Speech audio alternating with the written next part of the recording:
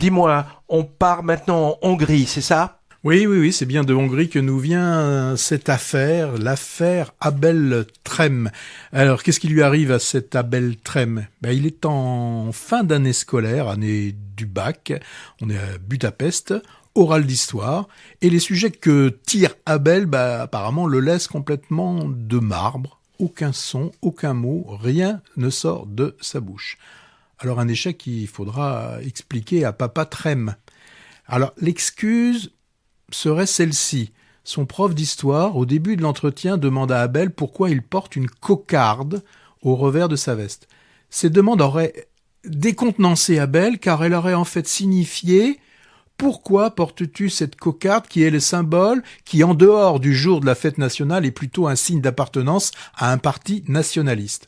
Alors, il faut savoir que le prof est plutôt, lui, du côté opposé politiquement au parti nationaliste. À partir de ce moment-là, toute une machine médiatique va se mettre en marche et va même complètement s'affoler. Alors, c'est un postulat assez simple, en fait, pour évoquer la révolte d'un adolescent, donc qui a un père obnubilé par la réussite sociale, avec donc pour la réussite sociale obligation de réussite pour engager des études universitaires. Et l'adolescent qui, sans savoir bien l'exprimer, il va rater son bac pour certainement vivre pour lui, avoir, c'est de son âge, des envies amoureuses par exemple. Le choix aussi du réalisateur était de nous montrer la vision de la société hongroise, une société hongroise avec des personnages politiquement adversaires. Et le choix qu'il a fait, alors il a voulu faire ce choix de pas être manichéen, de pas être simpliste, donc il dépeint deux bords ayant chacun des positions bien arrêtées, mais dans chacune des positions, on se dit il y a quand même des points qui sont pas inconciliables entre ce père et ce prof. Il y a de bons côtés, et il y en a certainement qui sont plus discutables. Mais le choix du réalisateur, en fait, a été de ne pas faire de choix. Alors, je me suis posé la question, est-ce que c'est pour pas s'attirer les foudres du gouvernement très autocratique, de celui dont on entend le nom quand même, c'est Orban, qui, on le sait très bien, fait voter des voies restrictives et liberticides. Moi, le non-choix du réalisateur m'a quand même laissé perplexe. Alors, il y a une autre partie aussi qui peut-être là est intéressante, c'est comment, avec des infos qui ne sont pas vérifiées, on va pouvoir entretenir, attiser, et tout ça au travers des réseaux sociaux, avec des journalistes assez orientés, on va faire croire ce qu'on appelle les fake news, le climat un peu complotiste. Là-bas aussi, on se rend compte qu'en Hongrie, comme un peu partout, l'enseignement est un sujet très sensible.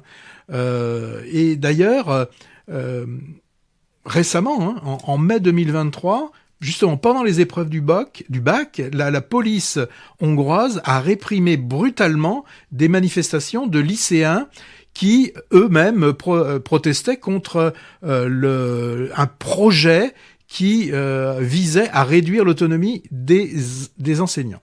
Alors, d'un point de vue purement cinéma, moi, l'affaire Abel Trem ne va pas laisser beaucoup de traces dans ma mémoire.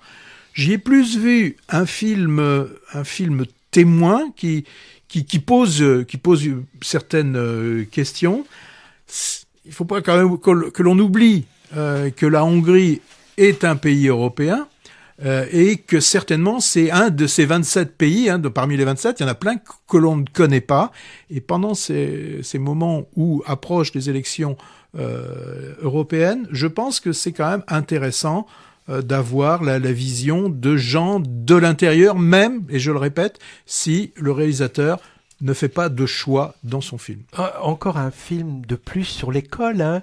Il y avait Yurt, dont tu as parlé également aujourd'hui. Et donc, moi, cette affaire Abel Trem, elle nous donne à voir une Hongrie quand même divisée, fracturée, avec comme point d'orgue vers le milieu du film, le dialogue de sourds entre le père d'Abel, pro-Orban, et son professeur anti.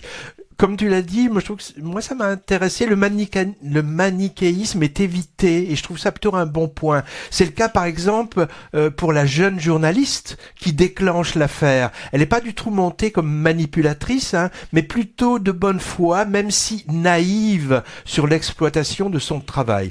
Moi j'ai trouvé l'histoire intéressante. Je ne sais pas si c'est tiré ou pas d'un fait réel, mais pas forcément bien raconté, avec ces jours qui s'égrènent et puis des titres à chaque partie qui ne correspondent pas à grand chose. Alors, film politique, c'est sûr, mais moi j'y ai vu presque surtout un film sur la fragilité d'un adolescent, Oui. trop sous le joug de ses parents, aimant par ailleurs, hein, et qui craque. C'est en fait la description d'une dépression, avec l'aspect sociopolitique qui devient presque annexe. Et des images finales de libération qui tendent vers l'optimisme quand même, hein. Donc le film, on le rappelle, c'est l'affaire Abel Trem.